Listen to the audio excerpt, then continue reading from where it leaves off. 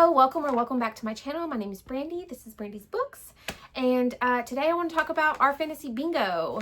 Brandy, 2026, you're going to read more books. Now, it is dang near June, and I don't know off the top of my head how many books I've read, but I know it's up there. Maybe I don't freaking know. I don't know. I'm just here. I'm just living. Anyway, so the first prompt is to read a book with a featuring a trans or non-binary protagonist, and then hard mode is set in a pre-modern time period. And for that book, I picked, I think, What Feasts at Night, by Teen Kingfisher. I own What Moves the Dead and book 3, but for some reason I didn't own book 2. Prompt number 2 is to judge a book by its title, and it's read a book based on its title. Hard mode is dive in without reading the blurb or summaries. And so for that book, I picked Futuristic Violence and Fancy Suits by David Wong. At some point, I read the back of this, and I liked it enough to want to buy it from McKay's and bring it home. And I have no clue how long ago that was. Prompt number 3 is to read a translated book that has been translated from a language that you don't read or speak. Hard mode is first translated into your language within the last 5 years. And for that book, I picked A Magical Girl Retires by Park Seolon. Probably butchering that. Anyway, the author is Korean, and this book is translated from Korean. And y'all,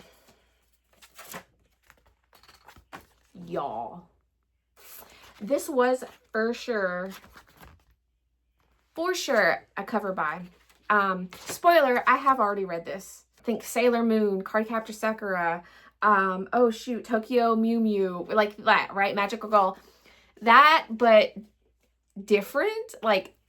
Anyway, so a woman in a bit of credit card debt. I say a bit, I mean a lot of credit card debt. Anyway, she finds out she's a magical girl in this world, and things ensue from there. Prompt number 4 is self-published or by a small press. The hard mode is the book has under 100 ratings on Goodreads or is by an author from a marginalized group. Nefelbada by Athena Bell Fairplay. Gorgeous cover. So it says, a reluctant young monarch from a noble society of cloud walkers falls to earth and loses her mystical powers. How will she find her way home? So prompt number 5 is unusual transportation that is not steam or combustion powered. And for that book, I picked Water Moon by Samantha Soto Yambao. And it says, a woman inherits a pawn shop where you can sell your regrets and then embarks on a magical journey when a charming young physicist wanders into the shop in this dreamlike and enchanting fantasy novel. And that's all I wanted to know. So prompt number 6 is the afterlife. Story deals with the realm of the dead, and hard mode is the afterlife does not depict a good place versus bad place dichotomy. Whatever. And so I picked Lost Gods by Brahm. I was looking on the suggestions on our fantasy for books that would cover for this prompt. Lost Gods was on there. So in Lost Gods, Brahm's gritty and visceral prose takes us on a haunting, harrowing journey into the depths of the underworld, thrust into a realm of madness and chaos where ancient gods and demons battle over the dead and where cabals of souls conspire to overthrow their masters. Chet plays a dangerous game, risking eternal damnation to save his family. Good versus bad? Well, yeah, maybe. I don't know.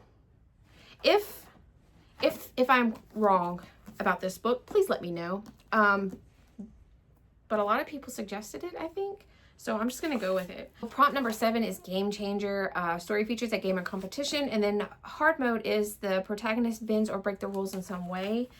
And I've got Dungeon Crawler Carl by Matt Dinneman. I tried to listen to the audiobook. Was not happening at all. I couldn't. But it felt like I was listening to someone narrate a Deadpool movie or something. And I was just like, I'd rather watch it versus hear it, So I figured I own the book. Let me try to physically read it. Prompt number 8 is vacation spot. Story takes place somewhere you'd want to visit. I have not picked a book for this. I'm going to leave it open for my mood reading self to choose a book. Maybe in one of the Sanderson novels. I don't know. We'll see. Prompt number 9 is 5 short stories, and it says read any 5 speculative fiction short stories. Short stories, hard mode, read an entire anthology or collection. It has to be at least 5 stories long, and that is New Suns. There's definitely over 5. Anyway, I got this because the cover, gorgeous. I just freaking love this. New Suns, original speculative fiction by people of color, showcases emerging and seasoned writers of many races telling stories filled with shocking delights, powerful visions of the familiar made strange. Between the book's covers, Burns tales of science fiction, fantasy, horror, and their indefinable overlappings. These are authors aware of our many possible pasts and futures, authors freed of stereotypes and cliches, ready to dazzle you with their daring genius. Unexpected brilliance shines forth from every page. Prompt number 10 is older protagonist, and it's a story that features a main character who is at least 50 years old. And then hard mode is the protagonist does not have exceptional longevity, like vampires, werewolves, etc., etc. And The Dream Quest of Villette Bow by K.I.J. Johnson. Johnson. It's really cute. It's about a professor who goes to save a student from doing dumb shit for the sake of love.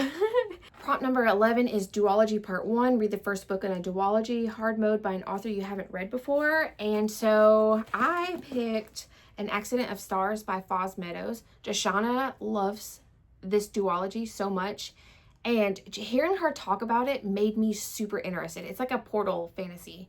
I think a girl goes through a portal into another world, and now she has to save that world or something. Probably doing it an injustice, but again, like I said, the way Joshana was talking about it made me really, really interested in reading it, and I got both books. For prompt number 13, it's to read a book published in 2026, which is not necessarily a hard decision to make. However, looking upon my shelves, I don't really have a lot published in 2026 that I'm not already using for something else. So for that, I wrote down, and then hard mode is the author's first published novel. And so for that, I have Witch Queen Rising by Savannah Stephens. Seems like it's an urban fantasy, paranormal romance kind of book. That's all I remember about it. I did think I went ahead and bought it on Kindle. I totally skipped over 12. So prompt 12 is book club or read along book. Tackle any past or active book clubs or past or active read-alongs. Hard mode is to partake in a current selection of either a book club or read-along and participate in the discussion. Probably not going to do that part, but I looked through past book club books, and The Spell Shop was on there, right? Yeah, The Spell Shop was on there. I actually started listening to this on audio like a month and a half ago. I don't like the main character. It might just be the narration, maybe. I don't think the narrator is purposely making her sound like a bitch. I just think that if I wasn't listening to it, it wouldn't come off that way. But now that I do feel this way about her, I'm not 100% sure I will finish this book. But I am keeping it on the list because I freaking got it. And then, yeah, whatever. I'm going to try it. Prompt number 14 is Explorers and Rangers. Story features an explorer or a ranger. Hard mode is the explorer or ranger has an animal companion. Oh, man. I was looking on the list, and I was like, oh, wait a minute. I have this book, and it's Emily Wilde's Encyclopedia of Fairies. I got this at Half Price Books.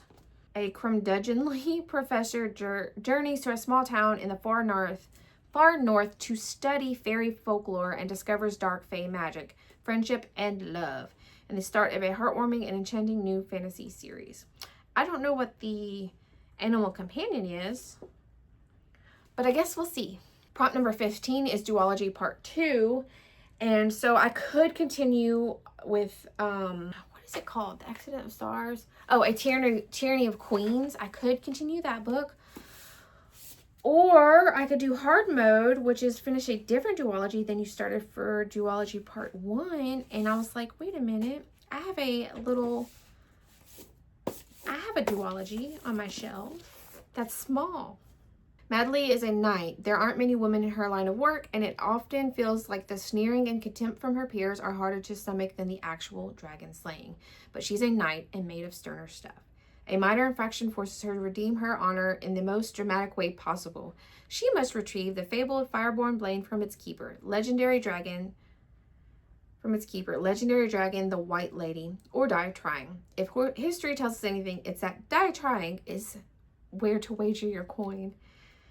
Madely's tale contains a rich history of dragons, ill-fated knights, scheming squires, and sapphic love, with deceptions and double crosses that will keep you guessing right up to its dramatic conclusion.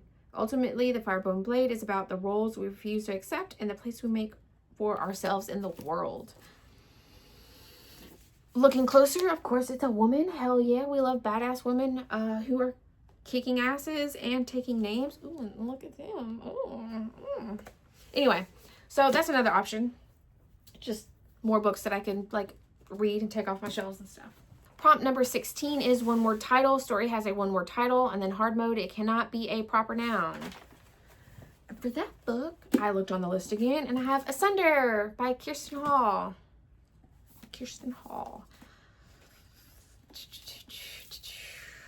Says, we choose our own gods here. Karis Eska is a death speaker, locked into an irrevocable compact with Sebaster, a terrifying eldritch being, three-faced, 100-winged, unforgiving, who has granted her the ability to communicate with the newly departed. She pays the rent by using her abilities to investigate suspicious deaths around the troubled city she calls home. When a job goes sideways and connects her to a dying stranger with some very dangerous secrets, her entire world is upended. Farron is willing to pay a ridiculous sum of money for her help. To save him, Karis inadvertently binds him to her shadow, an act that may doom them both. If they want to survive, they will need to learn to trust each other. Together, they must journey to the heart of a fated empire, all the while haunted by arcane horrors and the unquiet ghosts of their past. And all too soon, Karis knows her depths will come due. Ooh. Prop number 17 is non-human protagonist and hard mode. There are no human POVs in the story. And for that, I picked Legends and Lattes by Travis Baldry. I love this edition. I found this at McKay's. So either McKay's got a couple of copies and they put them out, or people bought it and didn't like it, or maybe they got another edition that they liked better. Ooh. But yeah, I have this one and the second book. I was like, if they're already here, I'm gonna just go ahead and grab them. What does it say? An orc warrior, leaves the blade behind and finds that it's never too late to chase a new dream in this novel of found family, fresh starts, and the perfect cup of coffee. And that's all I want to know. All right, so I took advantage of swapping a prompt, and number 18 was middle grade, but I swapped it for superheroes. And for that, I picked Villain by Natalie Zena Walshitz. So this is the second book after Hinch. I loved Hinch. So Hinch is about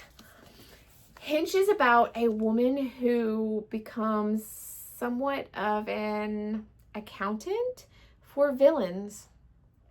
And she like puts together like, wait a minute, these superheroes are actually doing quite a bit of damage, like a lot more damage than the actual villains are doing. That's fucked up. And a little bit of a little hint of a little romance towards the end, you know? I loved it. And this is book 2, and I'm so excited to read this. Oh my god, so excited.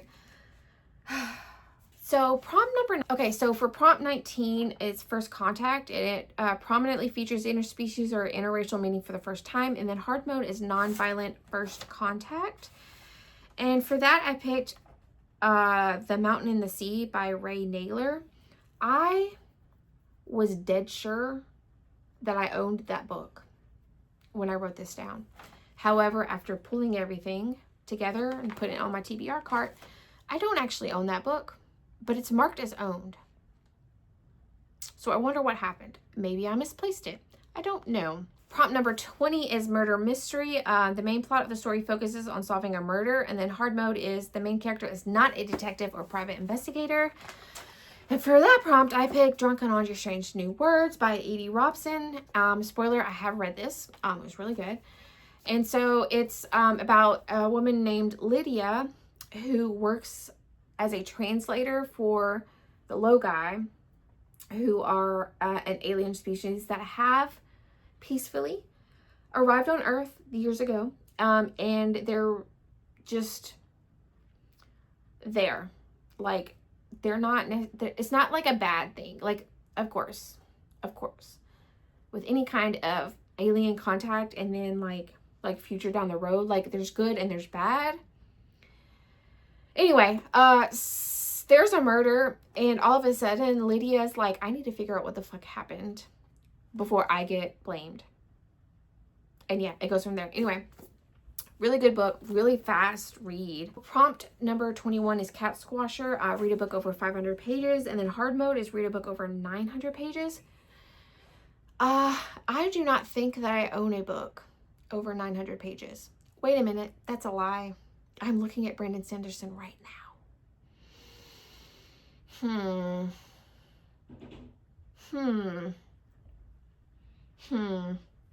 I wonder if Oathbringer is over 900 pages, now that I think about it. But actually, I don't think Oathbringer is the next book I'm supposed to read. I can't look because my thingy is on here. Oh, yeah, it's over 900 pages, right? Let's make sure. Yep, the epilogue is at 1,229. Ignore my McKay sticker. But I'm pretty sure Oathbringer is not the next book that I'm supposed to read. And I'm pretty sure that's why I didn't pick this book. And that's pretty sure why I'm not going to get hard mode. Anyway, hang out right there. I actually put Ruin by John Gwynne on here. This is book 3 in the Faithful and the Fallen. I sped read this, and then I slowed down to like start tabbing it because where are they? Oh, right here. Malice and Valor, specifically Malice. Favorite book. Every time I've ever read this book, I've bawled my freaking eyes out. I have cried so much, y'all. I love this book so much. And then I never finished Wrath. I think it's book 4. Malice, Valor, Ruin. I think Wrath is book 4. But yeah, I never finished book 4. So I'm like, you know what? Let me catch up on Ruin and go from there. Prompt number 22 is Feast Your Eyes on This, and it's a book that features food or a meal as significant to the story's plot. Hard mode, attempt making a dish from the story yourself.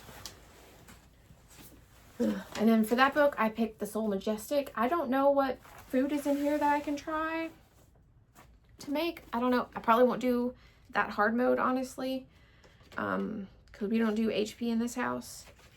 But it says, can a destitute teenager with dreams of advising the cosmic elite wins the dinner of a lifetime at the Soul Majestic, the galaxy's top restaurant.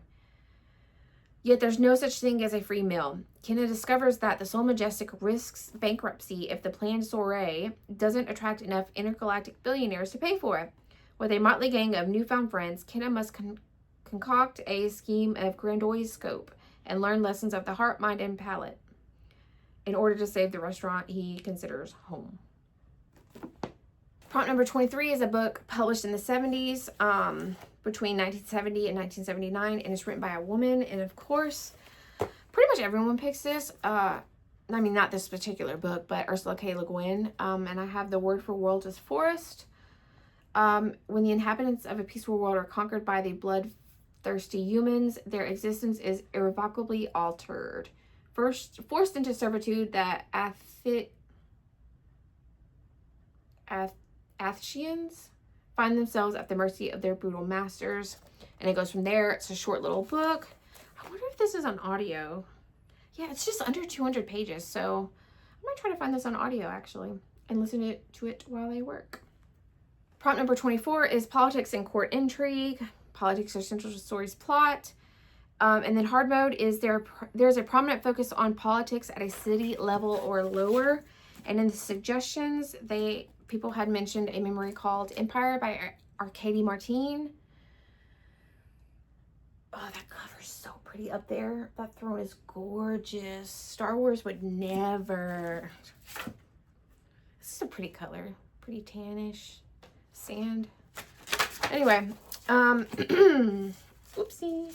So apparently an ambassador travels to an empire, eager to take up her new post. She arrives only to discover that her predecessor has died and no one will admit that his death wasn't accidental, or that she will be next. And now she has to discover who's behind the murder, rescue herself, and save her small but fiercely independent mining station from the empire's unceasing expansion, all while navigating an alien culture that is all too seductive, engaging.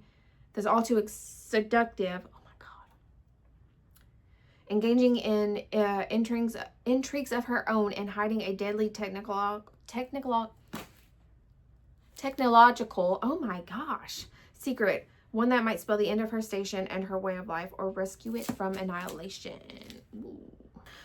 Finally, gosh, my throat hurts. I haven't talked this much in quite a bit. The last prompt is author of color, story written by a person of color. Hard mode, the author does not live in the US, UK, Canada, Australia, or New Zealand. And for that book, I picked The Djinn-Bot of Shantiport by Samit Basu. And I stalked this poor man. I stalked him. And then I found out that he lives in Delhi, India. One human, two robots, 3 wishes to free the soul of a city. Shantiport is supposed to be a gateway to the stars, but the city is sinking and its colonists' rulers aren't helping anyone but themselves. Lena, a daughter of failed revolutionaries, has no desire to escape Shantiport. She loves her city and would do anything to save its people. This is, in fact, the plan of her life. For her life, made before she was even born. Her brother, Bador, is a small monkey bot with a big attitude and bigger ambitions. He wants a chance to leave this dead-end planet and explore the universe on his own terms. But that would mean abandoning the family he loves, even if they do take him for granted. When Shantiport's resident tech billionaire coerces Lena into retrieving a powerful artifact rumored to be able to reshape reality, forces from before their time begin coalescing around the siblings. And when you throw in a piece of sentient off-world tech with the ability to grant 3 wishes into the mix, none of the city's powers will know what hit them. Goodness, I need a water. And that is it. That is it. Oh my gosh, that was so many books. Just piled all around me. And both of them are like, are staring at me. And that is it for this video. Thank you guys so very much for watching. I'm going to go get chug some water. And I'll see you in the next one.